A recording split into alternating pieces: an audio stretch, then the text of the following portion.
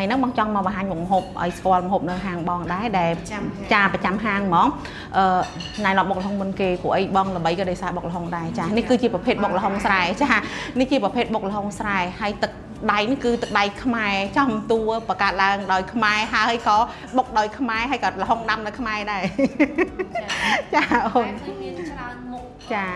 บกละหงประเภทนี่คือบางปลาตึกประหกจ้าให้ยืมมินปลายได้ในตามแต่บางยืมมินสับอย่างย้ายหรือกำมะกะปรังนั้นจ้ามินกระดาษมินกระเพรามีไอ้เสผลิตภัณฑ์ในขนมสดบางยืมแต่งออกแต่ดองจ้าโอนจ้าhayนี่คือchỉ mộcจ้าmộc lại bón คือบองដាក់កតុងtôiចឹងងាយស្រួលគាត់ជើញមកជុំគ្នាចឹងលក្ខណៈធ្វើការក៏ស្រួលចែកគ្នាបើយើងធ្វើមករៀងធំឬក៏ដាក់ទឹកដូងទឹកអីបាក់ដូចចែកគ្នានេះលើកមួយចែកគ្នាហ្មងស្រួលញ៉ាំឲ្យបងលក់ដាច់ដៃអញ្ចឹងណាចាអូនចាតញ្ញាណខ្មែរហើយនេះមន់ដុតចាមន់ដុតនេះក៏ជាម្ហូបដែលភ្ញៀវចូលចិត្តញ៉ាំដែរប្រចាំហាងហើយនិយាយកែមពងខ្ទឹមសនេះគឺมันអាចបំភ្លេចបានហើយនិយាយការពិតនៅក្នុងហាងត្បាល់ខ្មែរមិនប្រកាសថាជាម្ហូបខ្មែរ 100% ទេបងហ៊ាននិយាយថ្ងៃហ្នឹងជាការពិតឧទាហរណ៍ដូចកែមពងមុនចាស់ខ្មែរយើងមានតាំងពីដើមប៉ុន្តែរូបមន្តនិងរសជាតិបងធ្វើឆ្នៃចានិយាយទៅដូចបងមានបបផងកែបហ្នឹងគឺរសជាតិដើមរបស់សិង្ហបុរីចាហើយបងបានថាហាងបងលក់ម្ហូបរបៀបសហសម័យខ្មែរសហសម័យចាហើយកែមពងនេះរសជាតិរបស់ត្បាល់ខ្មែរផ្ទាល់តែម្ដងហើយភ្ញៀវមកមួយណា10នាក់ក៏គាត់ចូលចិត្ត9នាក់ដែរហើយអញ្ចឹងណាចាហើយប្រភេទយហននេះទៀតសោតជាម្ហូបគ្រួសាររបស់បងផ្ទាល់តែម្ដងដូចបុកល្ហុងអញ្ចឹងរសជាតិយហនមានច្រើនប្រភេទ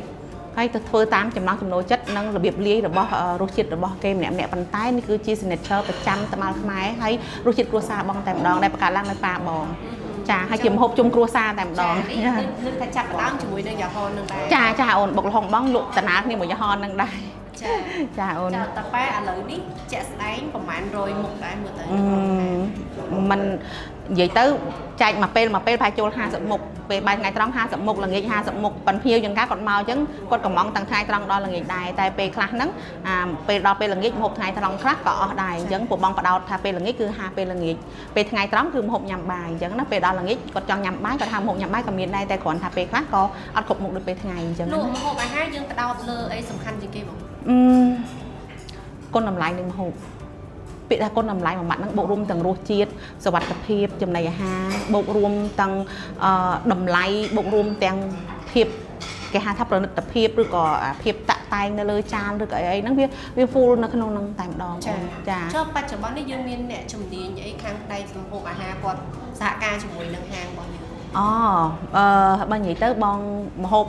ខ្លះដែលអាប់ដេតថ្មីមិនមែនជាម្ហូបគ្រួសាររបស់បងគឺបងត្រូវការចូលរួមពីមេចុងភៅបងអញ្ចឹងណាយើងសហការគ្នាទៅក្រោមការតេស្តរសជាតិរបស់បងឬក៏ដូចជាក្រុមអតិថិជនដែលគាត់អញ្ជើញមកហ្នឹងបងក៏សុំជាយោបល់គាត់ជួនកាលម្ហូបដែលបងចេញហើយបងតែងតែធ្វើតេស្តធ្វើអីដាក់ជូនគាត់ភ្លក់ចាដើម្បីបានខមមិនមកថាអូយ៉ាងម៉េចអីអញ្ចឹងណាចាព្រោះយើងធ្វើម្ហូបតម្រូវពួកគាត់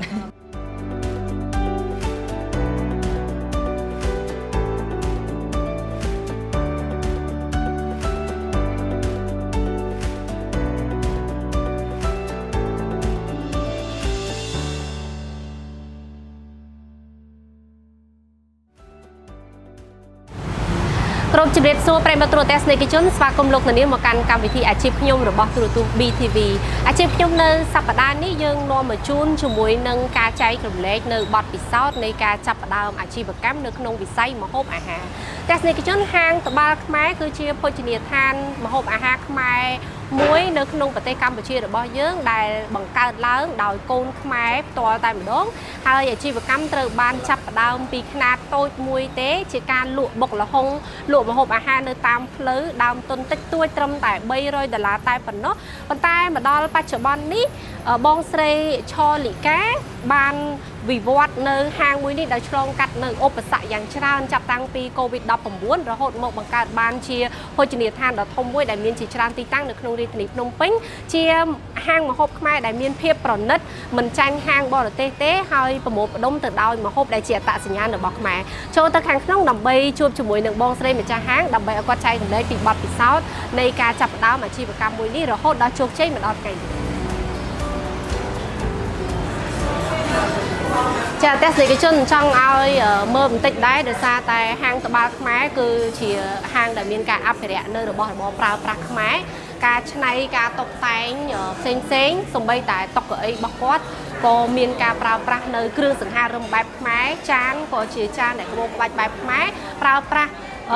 เอาไว้ได้จีการตกแต่งหนุ่มอแบบไม้ชราเหมือนเต้นแต่เพื่อเอาในทีนี้ฮิวเด็กกอดโจมากอดเมียนอารมณ์ทากอดปัดเชียตัวบ้านเนื้ออารมณ์ในการตัวเตี้ยนเนื้อมาหอบไม้เนื้อขนมตีกันไหลในมีการเรียบจำแบบไม้ให้ฮิวบอลเตี้ยก็กันแต่มีการจับอารมณ์พองได้จมูกเนื้อการเรียบจำเนื้อหางมวยนี้ก็โดยจีรูเชียในมาหอบอาหารแบบไม้ยื่นจีชรามุกพองได้แล้วนี่ส้มแต่ช่วงจมูกเนื้อบองเซย์ชอลิก้าได้เชียมันจะหางตบไม้จมูกนี้จำแต่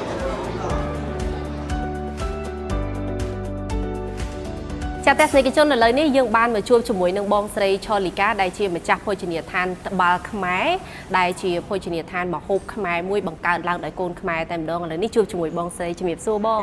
ใช่เอาคนเหมือนแต่ในบ้านจำนายไปวิดีโชว์รวมจมูกในการไปที่อาชีพขยมในไงนี่นังใจกำเนิดบัดปิดซอสขนมเนียมเชียโกนขมายมุ้ยรูปได้บ้านเรียบจำโภชเนียทานมาฮบอาหารขมายมีเพียบแตะตีนพลังเหมือนแต่อัดจันหางบอร์เตตีบองจับดามบังการhàng ní đầm bôngในឆ្នាំណាហើយយើងចាប់ដើមដំបូងនៅក្នុងទំហំកម្រិតណាដែរបងចាប់ដើមបើកហាងនេះនៅក្នុងឆ្នាំ2007ចាតែកាលនោះអត់មានឈ្មោះទេក្រោយមកបងដាក់ឈ្មោះនៅក្នុងឆ្នាំ2010ថាតបាល់ខ្មែរនឹងអូនចាហេតុអីបានយើងជ្រើសរើសយកតបាល់ខ្មែរនេះបាទដោយសារអាជីពដែលបងចាប់ដើមដំបូងបំផុតហ្នឹងគឺបងអត់មានលក់អាហារគ្រប់មុខទាំងអស់ទេបងផ្ដោតទៅលើតែប្រភេទបុកល្ហុងចាអូអញ្ចឹងក៏យើងចាប់ដើមថាតបាល់ខ្មែរចាជាចំណុចពិសេសយ៉ាងម៉េចតបាល់ខ្មែរនេះយើងចង់រំលឹកថាឈ្មោះភោជនីយដ្ឋាននេះយ៉ាងម៉េចដែរចានិយាយទៅពេលហ្នឹងពិបាករកឈ្មោះដាក់រនឹកថាមិនដឹងដាក់អីដល់ពេលហើយយើងនឹកឃើញថាទី1បងលក់បុកល្ហុងពេលអញ្ចឹងបងគាត់ថាតកតងនឹងតបាល់ហើយបងចង់បង្ហាញពីតញ្ញាខ្មែរពីព្រោះអីបងតែងតែថែរក្សាចំណុចមួយហ្នឹងអញ្ចឹងបងឃើញជាទូទៅភាគច្រើនគេបុកហ្នឹងភាគច្រើនគេទិញតបាល់ថៃតបាល់ឡាវអីយកមកបុកល្ហុងតបាល់ជ្រៅជ្រៅធំធំហ្នឹងតែបងយកតបាល់ខ្មែរបានថាតបាល់ឈើយកមកបុកពីព្រោះអីបងគាត់ថាអាចជួយជីវភាពរបស់ប្រជាជនក្នុងស្រុកយើងដែរគ្នាតូចតាចដឹកកង់លក់អីហ្នឹងអញ្ចឹងបងក៏នឹកឃើញទិញតបាល់ហ្នឹងយកមកបុកបងប្រើតបាល់ដូចគេព្រោះអីបងគាត់ថាតបាល់ហ្នឹងនាំចូលអញ្ចឹងបងប្រើតបាល់ក្នុងស្រុកបងនឹកឃើញចំណុចហ្នឹងបងក៏ដាក់ថាតបាល់ខ្មែរអូប៉ុន្តែវាយ៉ាងម៉េចដែរវាប្លែករសជាតិពីយើងបុកជាមួយនឹងតបាល់ដែលនាំចូលអត់ទេបើនិយាយទៅវាអត់មានតកតងនឹងរសជាតិបោះតបាល់ហ្នឹងឯងតែវាគ្រាន់តែបង្ហាញបើបងគិតថាបើតបាល់ថ្មតបាល់ដែកអមមកវាដាច់ក៏តិចធម្មតាយើងបុកវាតែងតែមានការកកាត់ដាច់ថ្មហើយនឹងដែកយ៉ាងណាក៏ឈើល្អជាងដែរចាអញ្ចឹងនេះគឺជាអ្វីដែលចង់បញ្ជាក់ពីការដាក់ឈ្មោះនៅភោជនីយដ្ឋានប្លែកមួយដែរតបាល់ខ្មែរប្រើប្រាស់នៅផលិតផលរបស់ខ្មែរបងបង្កើតដំបូងឡើយយើងពីតូចទេត្រូវទេចាហើយឧបសគ្គដែលយើងបង្កើតដំបូងយ៉ាងម៉េចដែរតម្រាំអាចវិវត្តបានជាភោជនីយដ្ឋានបានប៉ុណ្ណេះចាអូនប្រកាសខ្លាំងណាស់ពីព្រោះអីបងចាប់ដើមពីបាតដៃទៅទេមកអញ្ចឹងវាពិតជាមានការខ្វះខាតច្រើនទាំងថវិកាទាំងធនធានមនុស្សហើយនឹងmaterial មួយចំនួនដែលបងត្រូវការយកមកប្រើហើយយើងបត់បែនទៅតាមទឹកលុយអញ្ចឹងអ្វីដែលជាបញ្ហាចំពោះបងគឺបងត្រូវបត់បែនទៅតាមលទ្ធភាពដែលបងមានចាអាចប្រាប់បានទេដើមទុនដំបូងយើងចាប់ដើមប្រហែលដែរដូចជា$300 $300ចាលក់អីខ្លះពេលហ្នឹងពេលហ្នឹងបងលក់តែបុកល្ហុងហើយនឹងបាយតំណាប់ស្លាប់មាន់ទេក្រោយមកក៏បង្កើតមកលក់បាយស៊ីក្លូចាចាបាយស៊ីក្លូមានអីខ្លះដែរមានដូចជាបាយម្ហូបកំងយើងចឹងតែយើងប្រភេទធ្វើបាយឲ្យនិយាយទៅពាក្យសាមញ្ញពីមុនគេថាបាយស៊ីក្លូគេថាបាយតម្លៃធូរថ្លៃមែនទែនលក់សម្រាប់ពូម៉ូតូដូបអ៊ំស៊ីក្លូឬក៏អ្នកធ្វើការដែលគាត់មានលទ្ធភាពទូតាចអញ្ចឹងទៅគាត់អាចញ៉ាំបាយរបស់បងបានអញ្ចឹងណាតែគ្រាន់តែកាលគំនិតហ្នឹងលក់បាយស៊ីក្លូមែនប៉ុន្តែគុណភាពម្ហូបដូចនៅក្នុងហាងដែរព្រោះអីបងជ្រើសរើសយកវ៉ាន់ដែលតែងតែល្អយកមកលក់ឲ្យពួកគាត់អញ្ចឹងជាការពិតចុះការចាប់ផ្ដើមលក់ដំបូងនៅបុកល្ហុងដែលយើងឃើញភ្ញៀវភាគច្រើនឬក៏សាធារណជនទូទៅគាត់តែងតែគិតថាខ្មែរយើងមួយចំនួនគាត់យកបែបបរទេសឧទាហរណ៍តែបែបអ្នកចិត្តខាងចឹងចោះជាប្រភេទបុកល្ហុងយកមកធ្វើការច្នៃលក់នៅក្នុងស្រុកចឹងទៅប៉ុន្តែយ៉ាងម៉េចដែរបងចាប់ផ្ដើមជាមួយនឹងម្ហូបបុកល្ហុងនេះយើងជាលក្ខណៈបែបខ្មែរឬក៏យ៉ាងម៉េចចាពិតប្រាកដណាស់និយាយទៅបងកូនខ្មែរបងតែងតែការពារនិងថែរក្សាអត្តសញ្ញាណខ្មែរតាំងពីបងចាប់ផ្ដើមកការកិច្ចកៃបងចាប់ផ្ដើមតាំងពីលក់តាមចានថ្នល់នៅពេលដែលបងរៀបចំលក់បុកល្ហុងជាពិសេសបុកល្ហុងបាយតំណាប់ស្លាប់មាន់ហ្នឹងនៅពេលដែលមានសម័យ Facebook ឬក៏យើងមានប្រព័ន្ធអ៊ីនធឺណិតនេះយើងមានការបង្ហោះថតអីគាត់តែងថាធ្វើតាមគេឧទាហរណ៍ធ្វើតាមថៃធ្វើតាមឡាវអីតែជាការពិតអ្នកទាំងអស់គ្នាភ្លេចគិតថា ខ្មែរយើងគឺជាអ្នកបង្កើតមុនតាំងពីយូរណាស់មកហើយតែដោយសារយើងបានបាត់បង់វាទៅអស់មួយរយៈពេលធំនៅពេលដែលស្រុកយើងមានបញ្ហាដូច្នេះហើយអ្នកទាំងអស់គ្នាតែមានការយល់ច្រឡំហើយបងប្រកែកមួយគេតាំងពីពេលហ្នឹងមកហើយអ្វីដែលបងបង្កើតឡើងគឺបង្កើតឡើងពីយើងជាខ្មែរពិតប្រាកដរសជាតិដែលកើតចេញពីការច្នៃប្រឌិតរបស់បងដែលជាកូនខ្មែរពិតប្រាកដចាចុះឥឡូវយើងចាប់ផ្ដើមបង្កើតចេញជាភោជនីយដ្ឋានហើយដាក់ឈ្មោះថាត្បាល់ខ្មែរនេះតាំងពី2010ណាដោយបងលើកឡើងមិញចាប់ផ្ដើមដំបូងមានប្រមាណទីតាំងដែលយើងធ្វើដំបូងគេដំបូងបំផុតបងមានតែមួយទីតាំងទេនៅណាចានៅទូតពូងចាជាការពិតប្រវត្តិហ្នឹងមិនមែនលក់ត្រឹមទូតពូងទេបងវិវត្តតាំងពីតាមសម្រាប់តែគេនៅផ្សារថ្មីមកដល់អូអាស័យហើយមកដល់អូឡ িম্প ិកគឺទីតាំងដែលបងចាប់ផ្ដើម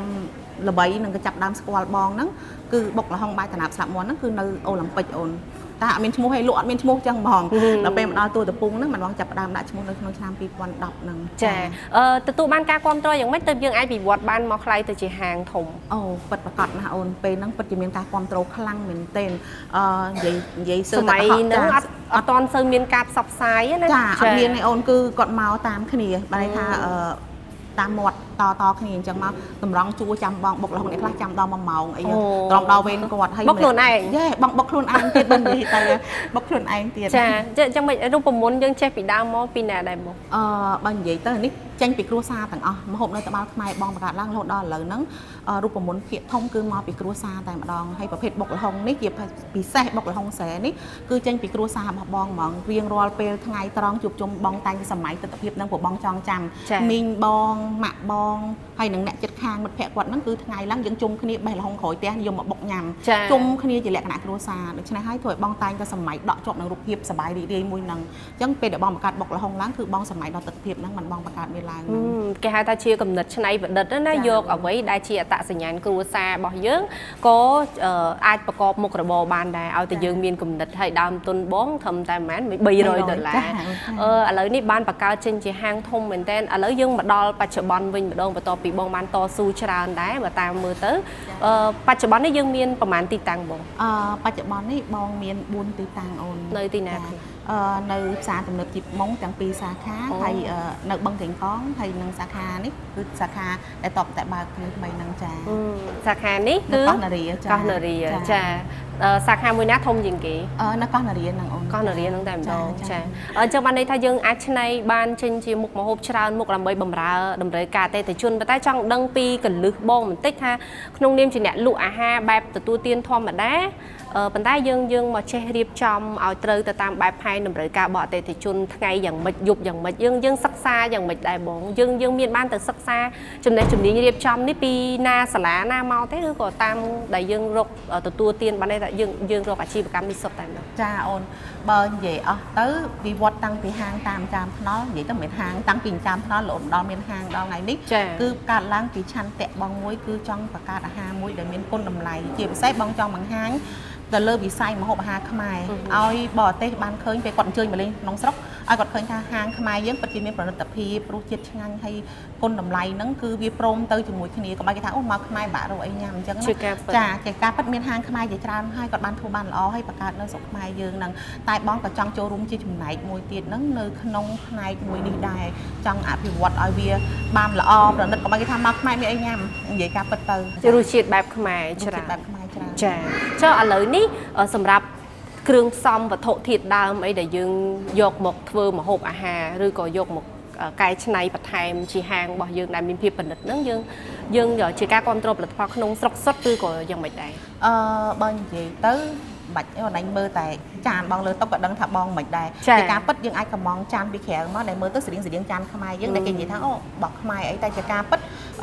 បងអត់ចង់គេហៅកាទៀលធំបន្លំដេកទេបងអត់ចង់ចឹងអ្វីដែលបងអាចបដោតបានបោះខ្មែរគឺខ្មែរពិតឧទាហរណ៍ទៅចានចេះចាស់នៅយើងកំងពីសៀមរាបមកហើយបងគិតឃើញថាទៅកំងទី1មានប្រណិតភាពបោះខ្មែរយើងគឺប្រណិតភាពហ្មងទី2ទៀតលុយគឺអូនឯងគិតមើលមូលនៅក្នុងស្រុកយើង material កម្លាំងពលកម្មគឺនៅក្នុងស្រុកយើងហ្មងបើយើងចេញពីគេគឺលុយទៅស្រុកគេអស់ហើយបងគិតអញ្ចឹងមិនបងទៅកំងចានពីសៀមរាបមកទៅបីតម្លៃលើគេបន្តិចតួចតែបងគិតថាលុយនៅក្នុងស្រុកយើងចាហើយដែលបងគិតឲ្យបងបដោតឲ្យគ្រឿងផ្សំចំពោះម្ហូបអាហារវិញគឺបងបដោតទៅលើដូចជាស្ករត្នោត កាពិឥឡូវក៏បងប្រើរបស់ខ្មែរនិយាយការពិតពីមុនបងប្រើរបស់ចិត្តខាងតែចិត្តខាងដែលបងយល់ថាអូគេល្អគេអីចឹងតែជាការពិតនៅពេលដែលមានបញ្ហាចឹងបងស្រាវជ្រាវមើលទៅមានរបស់ខ្មែរយើងល្អអត់ចាញ់របស់គេអញ្ចឹងបងប្រើមានស្ករត្នោតមានកាពិមានប្រហុកមានទឹកត្រីអីហ្នឹងគឺសុទ្ធតែរបស់ដែលយើងប្រើក្នុងស្រុកយើងហ្មងភាគច្រើននាំពីខេត្តណាដែរបងជាទូទៅនិយាយទៅប្រភពមានកំពង់ឆ្នាំងមានសៀមរាបមានកំពង់ស្ពឺដោយស្ករត្នោតអីហ្នឹងអូនហើយប្រហុកហ្នឹងនៅខាងកំពង់ឆ្នាំងហ្នឹងច្រើនជាងគេចាដោយដែលបងស្រីបានជម្រាបជូនអញ្ចឹងថាហាងត្បាល់ខ្មែរមិនត្រឹមតែប្រមូលផ្ដុំទៅដោយម្ហូបអាហារខ្មែរដែលជនបរទេសអាចរកបានប៉ុន្តែនៅក្នុងហ្នឹងលួចប្រកបនៅភាពប៉និតស៊ីវិល័យអញ្ចឹងចង់ឲ្យទៅមើលបន្តិចដោយសារនៅក្នុងហាងរបស់បងនេះបើតាមនេះខ្ញុំមើលទៅឃើញមានជាការរៀបចំបន្ទប់ដូចជា VIP ផងដែរដើម្បីជាការបម្រើអញ្ចឹងអាចទៅមើលទស្សនីយភាពហាងជាមួយបងបន្តិចណាចានាំទស្សនិកជនមកទស្សនាហាងបងបន្តិចណាពីព្រោះបានជំរាបជូនថាការរៀបចំប្រើប្រាស់របស់របរបែបខ្មែរតែប៉និតអញ្ចឹងអ្វីខ្លះដែលជាភាពប៉និតនៅក្នុងនឹងបងអាចបង្ហាញបន្តិចណាបើជាការពិតបើនិយាយពីភាពប៉និតវិញបងមើលឃើញថាវាមិនទាន់ដល់កម្រិតទេប៉ុន្តែបងក៏ចង់បង្ហាញពីអ្វីដែលត្បាល់ខ្មែរខំប្រឹងប្រែងដែរឧទាហរណ៍បងស្រឡាញ់ជាងគេគឺចានមែនចាបងស្រឡាញ់ជាងគេគឺចានហើយដូចកៅអីនេះអញ្ចឹងក៏បងច្នៃរបៀបជាពីសាឡុងខ្មែរពីដែលមានបង្អែករបៀបសាឡុងខ្មែរពេលដែលអង្គុយទៅយើងមានអារម្មណ៍ថាដូចfeeling ថាដូចជាដូចនៅកន្លែងមួយដែលវាអស់ចាវាអីអញ្ចឹងចាមិនដែរម៉ូតកៅអីយើងច្នៃខ្លួនឯងទាំងអស់ឬក៏ចាជាការពិតបងឲ្យជាងច្នៃទៅតាមគំនិតរបស់ប៉ុន្តែក៏មាន concept ខ្លះពី model ចាស់ដែលបងគាត់បានអភិវឌ្ឍហើយកន្លងមកដូចបងនិយាយអញ្ចឹងបងច្នៃពីសាឡុងរបស់ខ្មែរយើងក្បាច់សាឡុងខ្មែរយើងអីដូចកូនកលឹងនេះអីអញ្ចឹងណាចាភាគច្រើនរបស់របរខ្មែរទាំងអស់នេះយើងយកមកពីខេត្តណាដែរអូននិយាយទៅដូចបងនិយាយអញ្ចឹងចាននេះពីខាងសៀមរាបអូនតែពិតកំពង់ឆ្នាំងក៏គេមានធ្វើដែរចាននេះហ្នឹងតែគ្រាន់ថានៅសៀមរាបបងជាមួយគាត់ឲ្យគាត់ធ្វើបានទឹកដៃស្អាតល្អអូនហើយតម្លៃសមរម្យអញ្ចឹងណាហើយក៏អីនេះក៏ជាងដូចនៅចិត្តពេញយើងនេះទេតែឈើអីបងអត់ដឹងថាគាត់យកមកពីខាងណានេះជាប្រភេទឈើច័ន្ទគិរីខ្មែរប៉ុន្តែគាត់ធ្វើមើលទៅដូចឈើបណ្ឌិតអញ្ចឹងចានៅក្នុងហ្នឹងក្រៅពីតុកអីចានមានអីខ្លះទៀតដែលជារបស់ខ្មែរបើនិយាយទៅដូចគំនូនេះអញ្ចឹងពីខាងសៀមរាបអូននិយាយទៅហ្នឹងហើយគំនូនេះពីខាងសៀមរាបទឹកដៃកូនខ្មែរយើងគូហ្មងហើយមានរឿងជាច្រើនទៀតបងព្យាយាមយករបស់ខ្មែរមកប្រើក្នុងហាងបងឲ្យច្រើនសំបីតាដូចប្រអប់กระดาษនេះអីចឹងក៏ពីថ្នោតពីអីអញ្ចឹងដែរអញ្ចឹងណាអូនចាហើយជំហានដំបូងដែលយើងបង្កើតហាងខ្មែរនេះគឺយើងសម័យធ្វើម៉េចឲ្យវាចេញរូបភាពជាខ្មែរចាទៅបីថាវាมันបានច្រើនពេញទាំងអស់ឲ្យខ្មែរគ្រប់កន្លែងមែនប៉ុន្តែយ៉ាងហោចណាស់ក៏មានចំណុចណាមួយដែលគេមើលមកគេដឹងថាយើងជាខ្មែរជាហាងរបស់ខ្មែរហ្មងប៉ុន្តែការរចនាក្បូរក្បាច់ហ្នឹងយើងបានសិក្សាពីតាមសភៅមកដាក់បុរាណអីខ្លះទេដើម្បីកុំឲ្យថាវាប្រាក់ចាក់ពីអ្វីជារបស់ខ្មែរយើងជាការប៉ិតអូនអ្នកសង់ហាងនេះគឺគាត់ជាអ្នកដែលធ្វើការនៅវិចិត្រសិល្បៈហើយនឹងក្រសួងវប្បធម៌ដែរគាត់សហការគ្នាដើម្បីរៀបចំសម្បីតែក្បូរក្បាច់ឲ្យបងដាក់ចម្លាក់មុខហាងអីហ្នឹងខ្លោងទ្វារអីហ្នឹងក៏មានຂະຫນាតមានរបស់គេត្រឹមត្រូវដែរអញ្ចឹងណាចា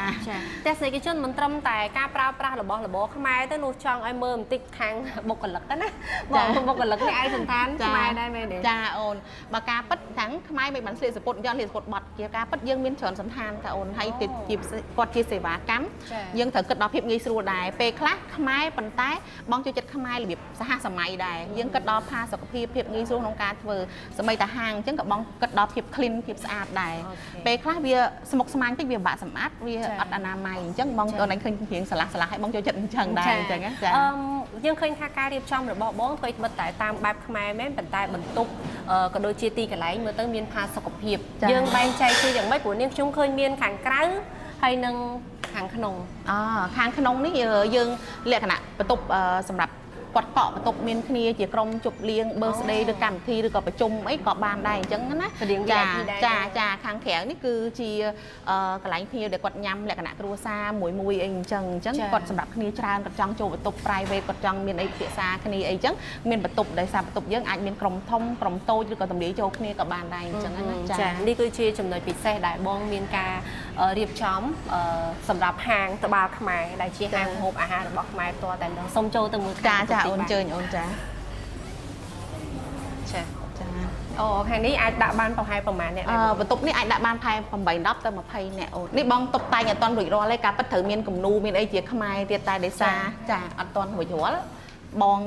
អានេះនៅអាប់ដេតបន្តទៀត បន្ថែមទៀតណាចាអញ្ចឹងឃើញថាល្អមែនតើការរៀបចំរបស់បងនេះគិតថាអ្វីខ្លះដែលជាចំណុចតាក់ទាញនៃហាងត្បាល់ខ្មែររបស់យើងចាចំណុចដែលបងគិតថាជាភាពតាក់ទាញរបស់ត្បាល់ខ្មែរដែលធ្វើឲ្យអតិថិជនតែងតែគាំទ្រត្បាល់ខ្មែរម្ដងថ្ងៃនេះគឺការគិតគូរដល់អតិថិជនចាជាចំណុចសំខាន់អាហារឆ្ងាញ់តម្លៃសមរម្យផ្ដល់គ្រប់តម្រូវការដែលគាត់ចង់បានបងតែងតែអភិវឌ្ឍទៅបីទៅពីហាងមួយដូចហាងមុនដែលមានបន្ទប់ឯមកហាងនេះបងខំគិតថាអូគាត់មកជាលក្ខណៈជាក្រុមគាត់ត្រូវការ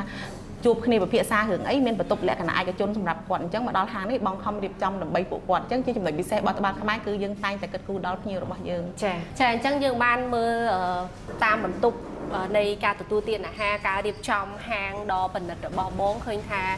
តាមលក្ខណៈបែបខ្មែរបងគិតគូរចង់ឲ្យមានការរក្សានៅអត្តសញ្ញាណខ្មែរល្អខ្លាំងមែនទែនហើយភ្ញៀវមកក៏មានអារម្មណ៍ថាមានផាសុកភាពដែរឥឡូវនេះការសំខាន់មួយទៀតយើងហាងយើងបានបើកហើយប៉ុន្តែអ្វីដែលបងគិតថាត្រូវមានការយកចិត្តទុកដាក់បន្ថែមទៀតនៅក្នុងការតាក់ទាញអតិថិជនបន្ថែមចាពិតប្រាកដណាអូនអ្វីដែលបងត្រូវអភិវឌ្ឍឲ្យថែរក្សាជាប់ជានិច្ចគឺអភិវឌ្ឍនិងអភិរក្សហើយមួយវិញទៀតហ្នឹងគឺសេវាកម្មហើយនិងអនាម័យហើយនឹងគុណតម្លៃនៃម្ហូបអញ្ចឹងគឺបងតែងតែគិតគូរជាប្រចាំហើយអភិវឌ្ឍទៅបន្តរហូតយើងតែងតែមានចំណុចខ្វះខាតតែបើយើងខំប្រឹងប៉ុណ្ណាក៏ដោយអញ្ចឹងបងអត់ប្រឡែងចំណុចហ្នឹងបងតែងតែ take care ថែរក្សាហើយមើលថែវាជាប់រហូតព្រោះអីអានេះតែប្រហែលបន្តិចគឺមានបញ្ហាអញ្ចឹងអ្វីជាការបារម្ភបងជាការរៀបចំមកបងហើយនឹងការប្រឹងប្រែងបន្តទៅមុខទៀតហ្នឹងគឺអភិវឌ្ឍរៀបចំហើយនឹងបំពេញតម្រូវការរបស់អតិថិជនឲ្យបានគ្រប់ស្រទាប់វណ្ណៈហ្មងចាបច្ចុប្បន្ននេះមានបុគ្គលិកប្រហែលអ្នកដែរបងបុគ្គលិកតាមសាខាមួយចន្លោះពី10ទៅ15នាក់ដោយសាខានេះអាចដល់20នាក់អីអញ្ចឹងណាចាអញ្ចឹងហាងធំដែរអាចមានតម្រូវការជ្រើសរើសអីបន្ថែមទៀតទេពិតជាមានជាការពិតទៅបងពង្រីកហាងពីមួយកន្លែងទៅមួយកន្លែងនេះគឺទិសដៅបងដំបូងបំផុតហ្នឹងគឺបងចង់ឲ្យមានការជួយជ្រោមជ្រែងដល់កូនខ្មែរយើងចាស់ភាគច្រើនអ្នកសេវាកម្មគាត់អត់សូវរៀនបានច្រើនខ្ពង់ខ្ពស់ទេអញ្ចឹងគាត់ពិបាករកការងារធ្វើអញ្ចឹងបើផ្នែកសេវាកម្មអស់នេះពេលដែលយើងត្រេនគាត់អាចធ្វើបានល្អ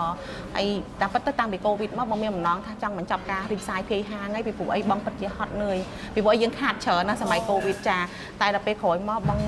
ឃើញបុគ្គលិកបងគាត់មានការតស៊ូមួយបងប្រឹងប្រែងបើបងមិនរីកខ្លួនឯងបងអាចជួយគេបានទេអញ្ចឹងបងតាំងចិត្តថាជាពិសេសពេលដែលសម័យមានសង្គ្រាមអញ្ចេះទៀតបងគិតថាបងត្រូវតែខ្លាំងកូនខ្មែរត្រូវតែខ្លាំងអញ្ចឹងបានបងប្រឹងប្រែងពង្រីកហាងនេះគឺទី1បងចង់ជួយជ្រោមជ្រែងសេដ្ឋកិច្ចយើងជួយជ្រោមជ្រែងកូនខ្មែរយើងមួយចំនួនដែលគាត់រៀនសូត្របានមិនសូវជាខ្ពង់ខ្ពស់ឲ្យមានការងារធ្វើបន្តបងបោះបង់ចោលបងម្នាក់ឯងវាអីទេប៉ុន្តែមានមនុស្សជាច្រើនដែលគាត់ត្រូវការបោះទោះបីថាมันមានចំណែកធំខ្លាំងណាស់ក្នុងសង្គមនេះក៏បងគិតថាបងជាចំណែកទូចមួយដែលអាចជួយសង្គមបានដែរចា៎ផ្នែកកំណត់ល្អមែនតើបងបច្ចុប្បន្នបើសរុបបុគ្គលិកប្រហែលប្រហែលនេះសរុបទាំងប្រហែលសាខានេះអាចចូលដល់50-60នាក់អីដែរអូនជិត100នាក់អីដែរហើយនៅមានតម្រូវការបន្ថែមចាអូនចាតែឥឡូវនេះបងមានគម្រោងបើកនៅតាមខេត្តផ្សេងទៀតជាបច្ចុប្បន្នមិនទាន់មានផែនការនឹងទៅដល់ខេត្តទេពីព្រោះអីនៅភ្នំពេញរបស់យើងនៅមានតម្រូវការច្រើនប្រភេទហាងដូចបងនេះច្រើនដែរអញ្ចឹងណាអញ្ចឹងនិយាយទៅទុនបងមានកំណត់ទុនបងមានកម្រិតអញ្ចឹងបងត្រូវការស្វែងរកអ្នកដែលចូលរួមមួយបងដែរអញ្ចឹងបងកំពុងតែរៀបចំថាអាចទៅជារៀបចំហាងដែលមានស្តង់ដារមួយដែលអាចលក់ franchise លក់ឈ្មោះឲ្យអ្នកដែលគាត់មានទុនមានសមត្ថភាពក្នុងការធ្វើហាងឲ្យគាត់យកទៅធ្វើអញ្ចឹងណាចាហើយបើចំពោះបងនឹងប្រឹងប្រែងខ្លួនឯងតទៅទៀតថាអាចរីកបានប៉ុណ្ណាបងធ្វើប៉ុណ្ណឹងចានេះគឺជាការចែករំលែកបទពិសោធន៍ក្នុងនាមកូនខ្មែរម្នាក់ដែលបានគិតគូរទៅលើវិស័យម្ហូបអាហារប៉ុន្តែម្ហូបអាហារនេះមិនមែនធម្មតាពេកទេដោយសារតែបងគិតគូរលម្អិតម៉ត់ចត់ហើយឈានទៅដល់ការរៀបចំហាងមិនចាញ់ហាងបរទេសទេធ្វើម៉េចឲ្យបរទេសចូលមកគាត់មើលឃើញគាត់ស្គាល់អត្តសញ្ញាណខ្មែរទទួលទានអាហារខ្មែរល្អមែនទែនបងបើសិនជាមានអ្នកដែលគាត់ចង់ឆ្លាញ់វិស័យម្ហូបអាហារដូចជាបងចង់បើកភោជនីយដ្ឋានដូចជាបងមានអីជាការលើកទឹកចិត្តពួកគាត់ហើយចែកម្លែកថាគាត់ត្រូវគិតទៅលើចំណុចអីខ្លះក្រៅតែពីដើមទុនចាអូនចានាងខ្ញុំសូមចែករំលែកនៅចំណេះដឹងបន្តិចបន្តួចចាជាដល់បងប្អូនដែលមានបំណងចង់ចាប់អាជីពមុខរបរលើវិស័យភោជនីយដ្ឋាននេះចាហើយនាងខ្ញុំជឿថាមានតែអ្នកគាត់ចេះជាច្រើនតែអ្វីដែលខ្ញុំនិយាយនេះគឺតាមបទពិសោធន៍ខ្លួនឯងដែលឆ្លងកាត់ដែលនាងខ្ញុំឆ្លងកាត់ពីតូចមកធំនេះគឺចង់លើកទឹកចិត្តដល់បងប្អូនជាពិសេសស្ត្រីយើងដែលគាត់ មានធនធានតិចតួចឬក៏គិតថាមានលទ្ធភាពតិចតួចក្នុងការធ្វើហាងយើងអ្នកខ្ញុំរីកមិនថាចាប់ដើមពីតូចមកធំចាទោះបីថាមានទុនច្រើនប៉ុណ្ណាក៏ដោយក៏គួរតែចាប់ដើមពីតូចមកធំដែរពីព្រោះអីយើងចាប់ដើមភ្លាមទោះបីរៀនពីចប់ពីសាលាណាក៏ដោយយើងអត់មានបទពិសោធន៍យើងធ្វើកម្រជោគជ័យចាយើងកម្រជោគជ័យយើងអញ្ចឹងចង់ជោគជ័យគឺចាប់ដើមពីតូចទៅធំហើយផ្ដោតលើគោលការណ៍មួយគឺតម្រូវការអតិថិជនគុណភាពអនាម័យបើនិយាយទៅគុណភាពមកមុនតម្លៃគុណតម្លៃមកមុនលុយមកតាមក្រោយចានេះគឺជាការចែករំលែករបស់បងស្រីឆលីកាម្ចាស់ហាងត្បាល់ខ្មែរណាអរគុណបងសម្រាប់ការចូលរួមចាជម្រាបលាចា